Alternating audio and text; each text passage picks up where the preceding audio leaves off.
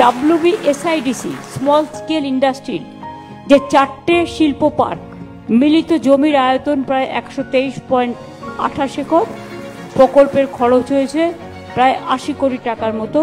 এখানেও প্রায় 1000 লোকের কর্মসংস্থান হবে। আইটি অ্যান্ড ইলেকট্রনিক্স বিভাগের উদ্যোগে শিলিগুড়ি ওয়েবেল আইটি পার্কে প্রায় 100 কোটি টাকা বিনিয়োগে AI/ML/DL সক্ষম ডেটা সেন্টার ক্লাস্টার স্থাপন। কালকে আমরা 6টা বাস দিচ্ছি, ভলভো বাস। এখান থেকে শিলিগুড়ি থেকে যেমন একটা যাবে দীঘা, সুতরাং এখানকার মানুষ যদি মনে করেন ডাইরেক্ট যাবেন, তারা ডাইরেক্টও যেতে পারেন। कि पूरे नॉर्थ बंगाल में MSME जिस ढंग से ग्रोथ हुई है, it is the biggest MSME hub in India. इसको प्रोजेक्ट कीजिए। अब कमी हमारे में क्या है मैडम? हमारे में एक बहुत बड़ी कमी है। हम लोग कहते हैं हम लोग बंगाल के लोग हैं, हम लोग बंगाल में काम करते हैं। दिक्कत है कि हम लोग बंगाल को शोकेस नहीं करते हैं। आइए हम लोग सब मिलके बंगाल के एम्बेसडर बने और जो कुरुचिपूर्ण बातें पूरे देश में फैलाई जा रही है उसका प्रतिवाद करें। पूरे पश्चिम बंगाल में highest logistic hub North Bengal में हुआ है। करीबन फ्लिपकार्ट, अमेजन, सब, रिलायंस, सब की बड़ी फैसिलिटीज यहाँ हुई है। और सीमेंट प्लांट, और आपको जान के आश्चर्य होगा कि देश के सबसे बड़े सीमेंट प्लांट के लोग अब यहाँ पे जमीन खोज रहे हैं कि हम नॉर्थ बंगाल में करना चाहते हैं। दीदी SAIP पार्क मैंने 5 पार्क यहाँ डेवलप कर रहा हूँ और with an investment of 500 crore.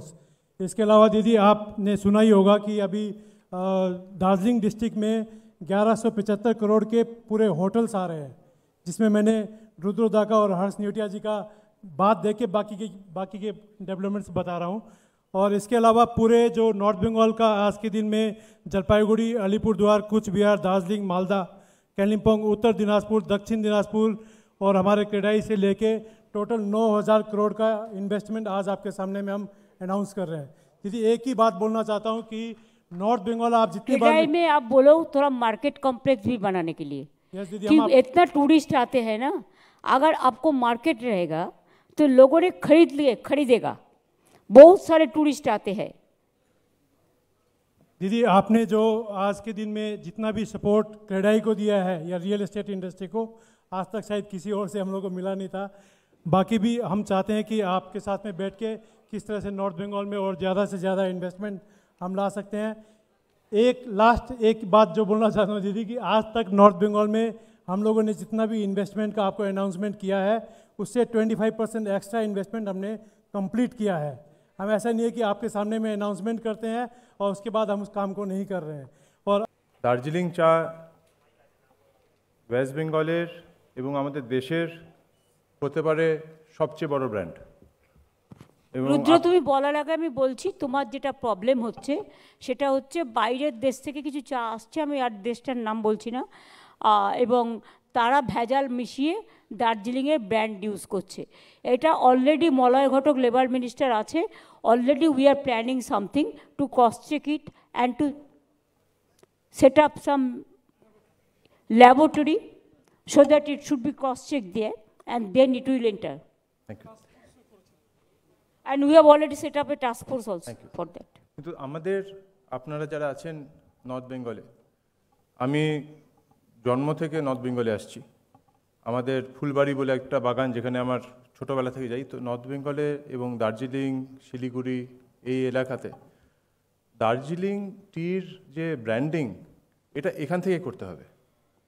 50 বছর আগে ওটা জার্মানিতে হতো, এখন অন্য অন্য প্রদেশে হচ্ছে।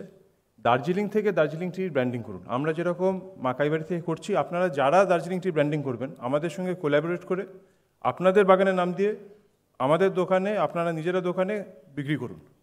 শিলিগুড়িতে বিক্রি করুন, দার্জিলিংয়ে বিক্রি করুন। দার্জিলিংয়ে যা উৎপাদন, এই নর্থ বেঙ্গল থেকেই 100% কনজামশন হয়ে যাবে। এটা একটা ফোকাস করে দিদি, আমরা দার্জিলিং কী করে প্রমোট করা যায়।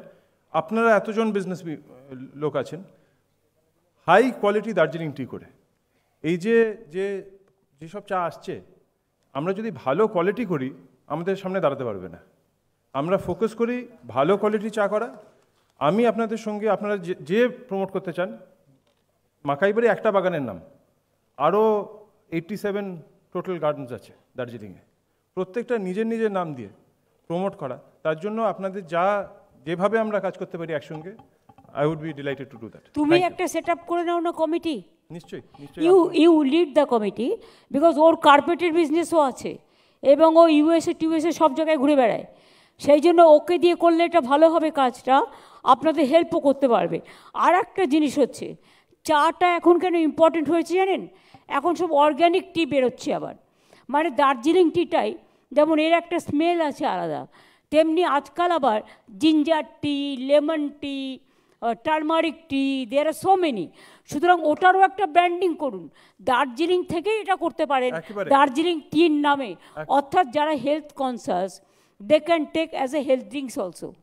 একেবারে দার্জিলিংয়ে যেখানে যেখানে চা হয় না, বিশেষ করে যেখানে দার্জিলিংয়ে যারা মাকাইবাড়িতে সেলফ হেল্প গ্রুপ মিলে। আচ্ছা একটা কথা বলি, এই যে অনেকে দেখবে সকালবেলা গরম জলের সাথে মধু খায়, তো তোমরা এরকম একটা চা বানাও না, দার্জিলিং টি দিয়ে দিলে, তার মধ্যে একটু মধু মিশিয়ে দিলে, তার মধ্যে একটু লেবু দিয়ে দিলে, ব্যাস হয়ে গেল তোমার লেমন হানি টি।